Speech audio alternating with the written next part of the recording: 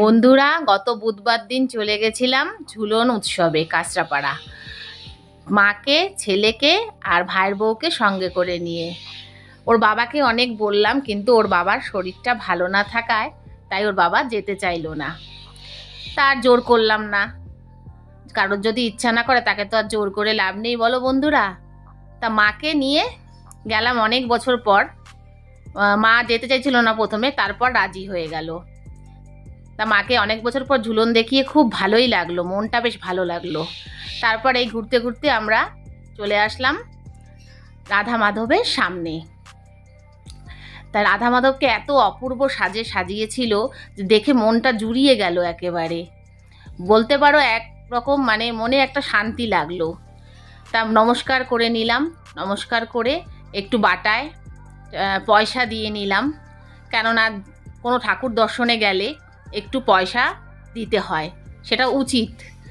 তা যাই হোক, দিয়ে একটু চরণামৃত নিয়ে নিলাম। তারপর আমরা আস্তে আস্তে সামনের দিকে সবাই মিলে এগিয়ে গেলাম। খুব মজা করে আমরা সবাই মিলে ঝুলন দেখলাম।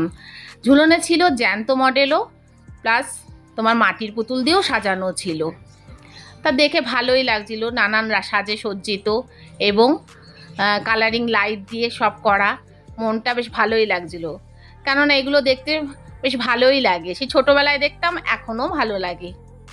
এগুলো দেখলে মনটা একটু আলাদা রকম হয়।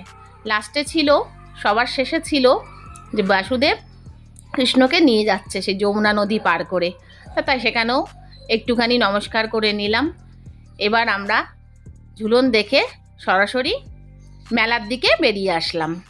মেলায় নানান রকমের দোকান ছিল, ফুচকা, নানান রকম খাবার দাবার, সাজার গোজার জিনিস। তারপরে আমরা একটু ফুচকা দোকানের দিকে গেলাম, সবাই মিলে একটু ফুচকা খেলাম। তা ফুচকা খাওয়ার ভিডিওটা বন্ধুরা আর নেওয়া হয়নি, তোমাদের সঙ্গে দেখানো হলো না।